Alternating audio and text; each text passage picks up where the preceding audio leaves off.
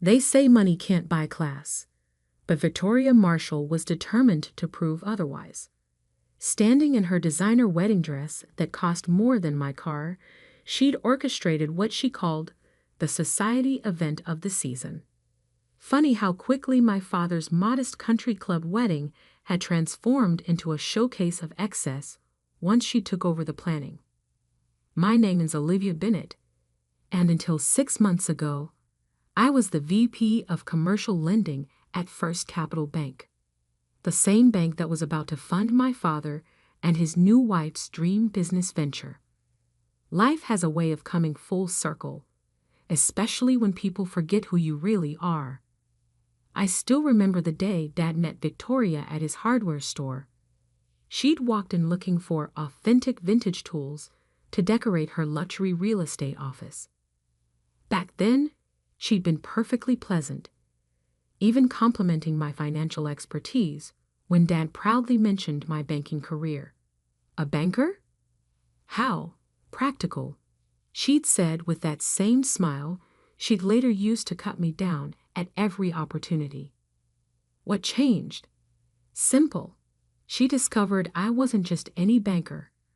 I was the daughter of the man she intended to marry. Suddenly, my career was quaint and limited. After all, in Victoria's world, women of status didn't work in finance. They ran charities and planned galas. Darling, she'd say to Dad, loud enough for me to hear, isn't it time Olivia found something more suitable? The banking world is so harsh for a young woman. Dad would just nod, already caught in her spell. My strong-willed father, who'd raised me alone after Mom died, who'd encouraged me to pursue my dreams in finance, was slowly transforming into Victoria's puppet. The wedding planning became her weapon of choice. Every decision, every detail was calculated to remind me of my place, or rather, the place she thought I deserved. The seating chart is rather complicated, she'd say during planning meetings. We have the governor's wife attending and several state senators. We need to be selective about table assignments. I watched my place card move further and further from the main tables, until finally, a week before the wedding, I overheard her talking to her wedding planner. Put Olivia in the kitchen entrance. She'll understand. It's where the help usually sits. The help. That's what I'd become in my own father's wedding. The daughter he'd raised alone, who'd graduated top of her class, who'd become the youngest VP in First Capital's history, reduced to the help. But Victoria had made one crucial mistake. She'd been so busy orchestrating her perfect wedding that she'd forgotten to check who was handling her business loan application. 3 months ago, she convinced Dad to sell his hardware store, his pride and joy for 30 years, to fund their new venture, a high-end interior design and home staging business. Victoria's Vintage Ventures would cater to the elite circles she so desperately wanted to join. The loan application had landed on my desk through pure coincidence. I could have recused myself, should have probably, but curiosity made me read it, and what I read made my blood run cold. Victoria's previous business ventures weren't nearly as successful as she claimed. 3 failed companies in 5 years, each time leaving unpaid debts and angry investors. She'd hidden this from Dad, using her charm and a series of LLCs to mask her track record.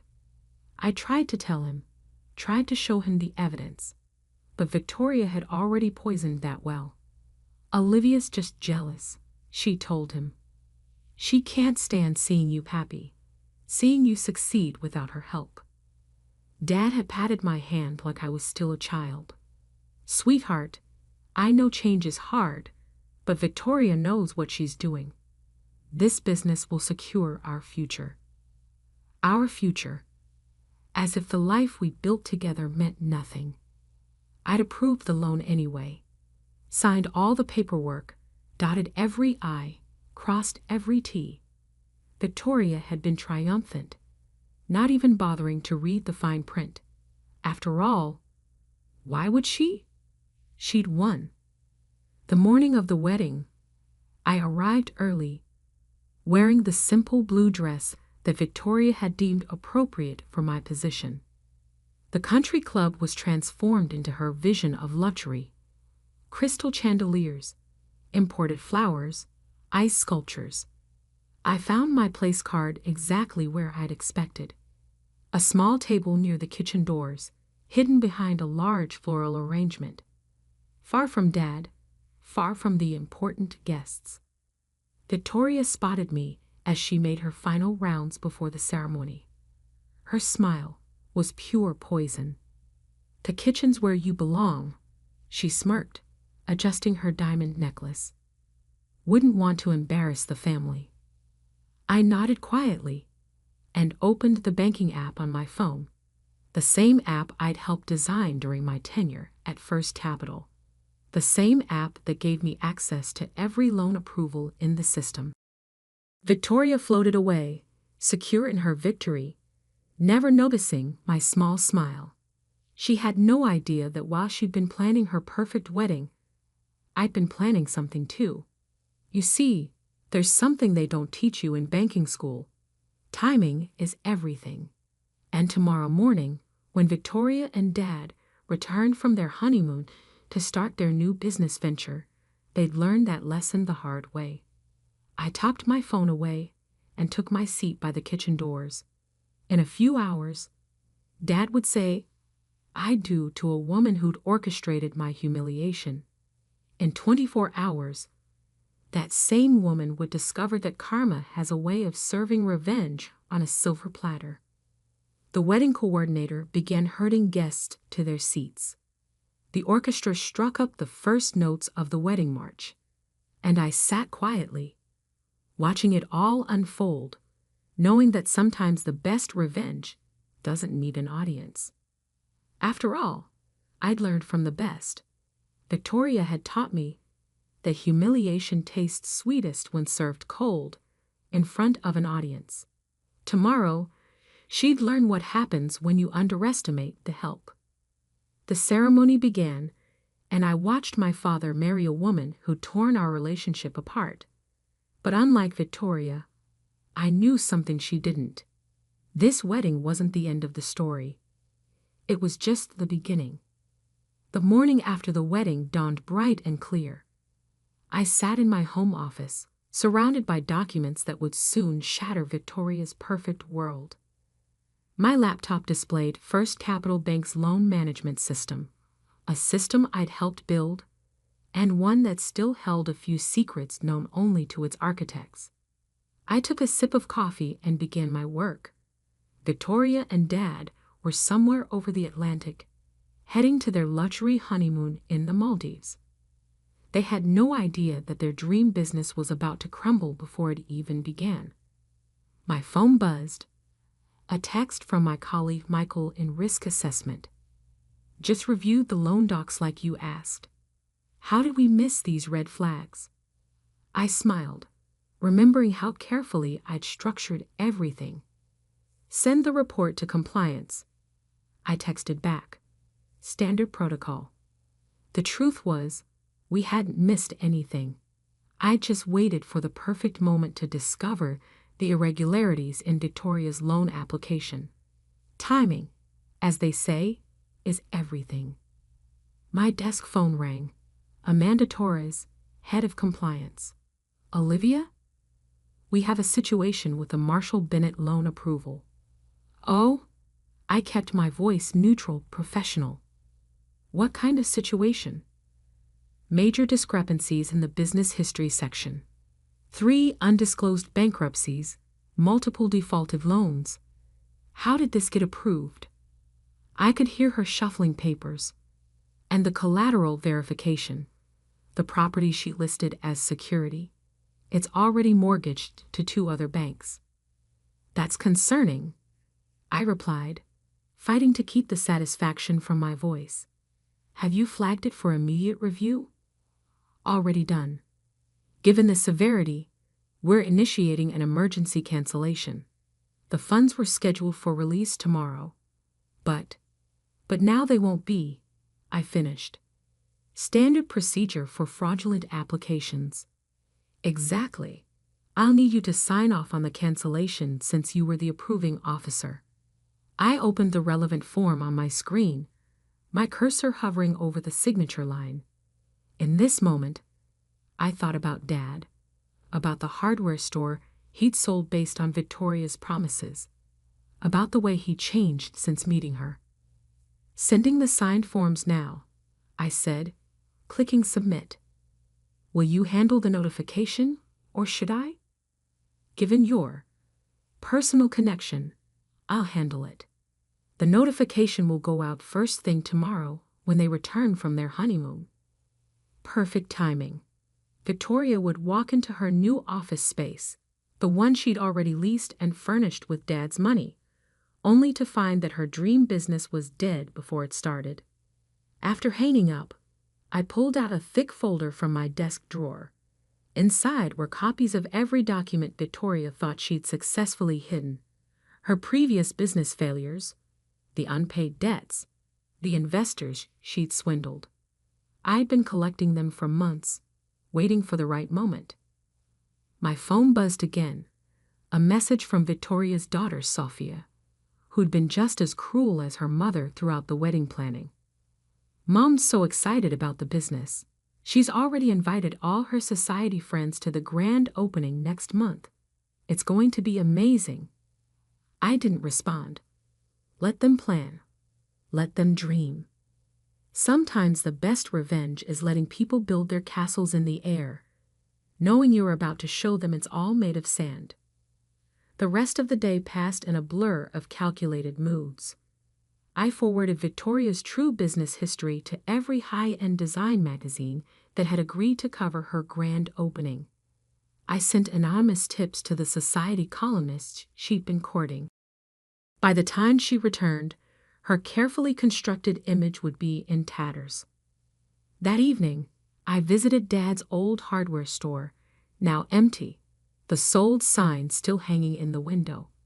30 years of honest business, of serving the community, gone because Victoria had convinced him to chase her upscale dreams.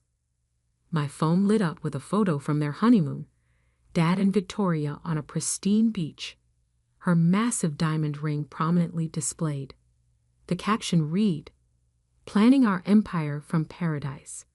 #business goals, #new beginnings." If only she knew.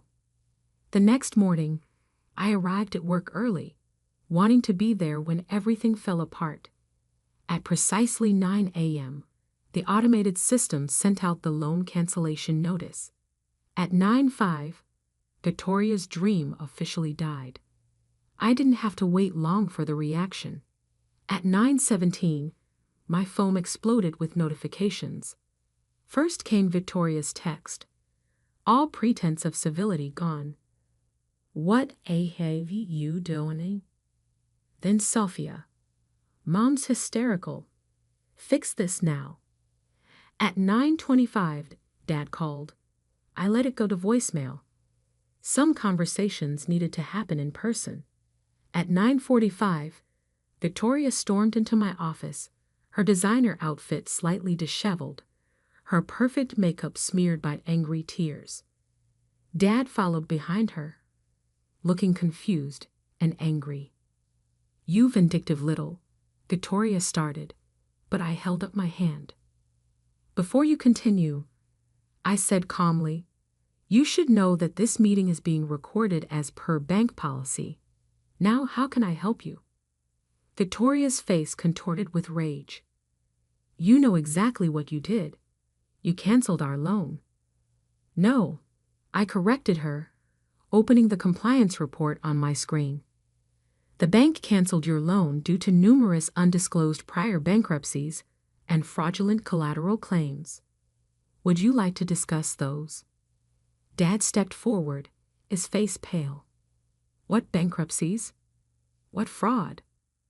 I turned my monitor so he could see. "Victoria's had 3 failed businesses in 5 years, Dad. Each time, she left behind unpaid debts and angry investors. The property she claimed to own free and clear. It's mortgaged to multiple banks. She's lying. Victoria shrieked, but her voice held a note of panic. The documentation is quite clear, I continued, my voice professional and detached. Would you like to see the court records? Or perhaps the complaints filed by your previous investors? Dad sank into a chair, the reality of what he'd done. What she'd convinced him to do, finally hitting home. The store, he whispered. I sold the store. Yes, I said quietly. You did. Victoria's composure cracked completely. This is because of the wedding, isn't it? Because I'd put you in your place. I smiled, the same small smile I'd worn at the wedding. No, Victoria. This is because you committed loan fraud. The fact that you're an awful person is just a bonus. I'll report you, she threatened. I'll have your job. For what? Doing my job. Protecting the bank from fraud? Please go ahead. I'm sure the banking commission would be very interested in your business history. Dad looked between us, 30 years of business reputation crumbling before his eyes. Can we fix this? The loan? No. That's done. Your reputation after associating with a known fraudster. I pulled out a business card.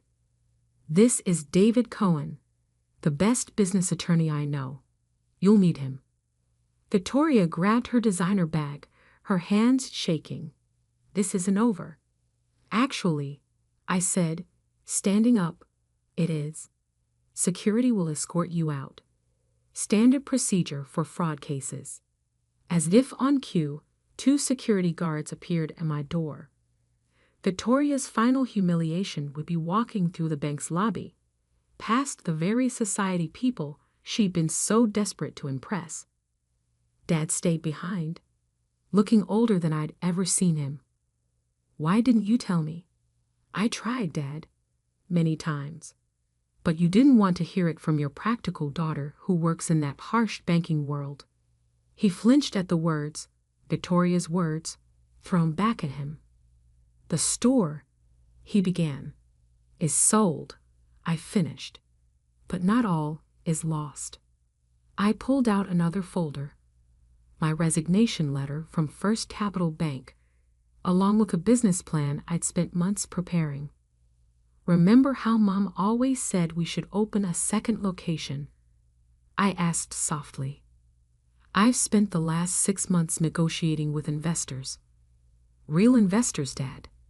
Not society climbers playing business. His hands trembled as he opened the folder. We can start over, I said. The right way this time. No shortcuts, no get-rich-quick schemes. Just honest business, like you taught me. The security guards were leading Victoria through the lobby now. I could hear her protests echoing down the hallway. Dad looked at the business plan, then at me. Why? Because sometimes, I said, people need to lose everything to remember what really matters. Through my office window, I watched Victoria climb into her luxury car, her dream of social climbing via my father's hard work shattered. Sometimes revenge isn't about destroying someone, it's about exposing who they really are. And sometimes the best revenge is rebuilding something better from the ashes of what was lost. 1 year can change everything. I stood in front of our new store, Bennett and Daughter Hardware and Home, watching the morning sun glint off the freshly painted sign. The grand opening was scheduled for 10 a.m., and already a small crowd had gathered. Inside, Dad was arranging the last display, making sure every tool was perfectly aligned. He'd spent weeks planning the layout, combining the best elements of his old store with modern touches I'd suggested. The result was something neither of us could have created alone. My phone buzzed with a news alert. Socialite Victoria Marshall faces federal charges in investment scheme. I allowed myself a small smile. Karma, it seems, has perfect timing. The past year had been a journey of reconstruction, not just of the business, but of relationships. After the loan cancellation debacle, Dad had filed for annulment, citing Victoria's fraud as grounds. The society pages had a field day with that one. "Ready for this?" Dad asked, joining me at the window. He looked younger somehow. The weight of Victoria's manipulation lifted from his shoulders. "Born ready," I replied, using the same phrase I'd used as a kid when he'd first taught me to use a cash register. The story of Victoria's fraud had spread quickly through our small business community. But something unexpected had happened alongside the scandal. People rallied around Dad. His old customers, the ones who trusted him for decades, came forward with support. Thomas Green, the elderly carpenter who'd been coming to our store for 30 years, had been the first to approach us about investing in the new venture. "Your father taught me everything I know about selecting wood," he'd said, writing out a check. Time to return the favor. Other local business owners followed, not with millions like Victoria had promised, but with honest investments from people who understood the value of integrity over flash. We found the new location, bigger than the old store, but still in the heart of the community, through one of Dad's longtime customers. The renovation had been a community effort, with local contractors offering their services at cost. The interior design, nothing like Victoria's grand plans. Instead of crystal chandeliers and imported marble, we had warm wood finishes and practical layouts. The DIY workshop area I'd always dreamed of adding was ready for its first class next week. 10 minutes until opening, Dad said, checking his watch.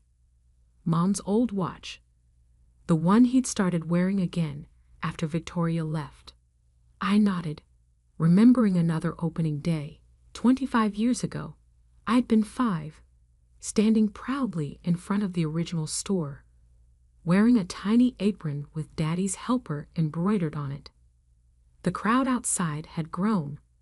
I spotted familiar faces, loyal customers, local business owners, even some of my former colleagues from the bank who'd left after witnessing Victoria's meltdown.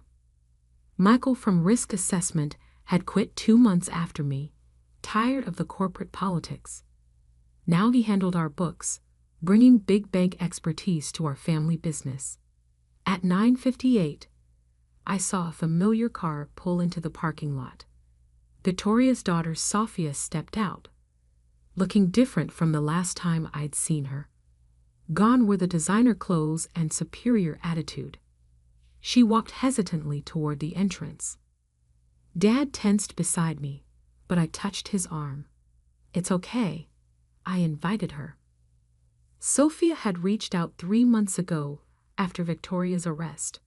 Her mother's schemes had left her jobless and humbled. She'd asked for a chance to apologize, to make amends. "Your mother," Dad began, "is not her daughter," I finished. "Remember what Mom used to say about second chances?" He smiled slightly. "They have to be earned, not given." Sophia had earned hers, spending weekends helping us set up the store, learning the business from the ground up. Today she would start as our customer service manager, a real job, not the fancy title Victoria had promised her. At exactly 10 a.m., I unlocked the doors. The crowd streamed in, their excited chatter filling the space with energy. Local reporters covered the opening, not society columnists this time, but real journalists interested in a story of community and redemption. "Welcome to Bennett and Daughter," Dad and I said together, greeting each customer like family. By noon, we'd made our first 100 sales. By closing time, we'd exceeded our projected opening day revenue by 40%. But the numbers weren't what mattered most. What mattered was the moment a young girl walked in with her mother, pointed to my name on a sign, and said, "Look, Mom, a girl can run a store too." What mattered was seeing Dad in his element again, explaining the difference between Phillips and flathead screwdrivers to a first-time homeowner. What mattered was Sophia, helping an elderly customer find the right light bulbs, genuine smile replacing her old smirk. That evening, after the last customer left, Dad and I sat in the office, Mom's old desk between us, now holding both our computers. She would be proud, Dad said quietly, of both of us. I looked around at what we'd built from the ashes of Victoria's deception. You know what I think she'd be most proud of? What's that? That we proved success doesn't need schemes or fraud, just honest work and real relationships. He nodded, understanding in his eyes. Speaking of relationships, I got an interesting call yesterday from Margaret at the bank. I raised an eyebrow. Margaret had been my mentor before Victoria came along. The board is investigating all of Victoria's connections. Seemed she had quite a network of fraudulent loans.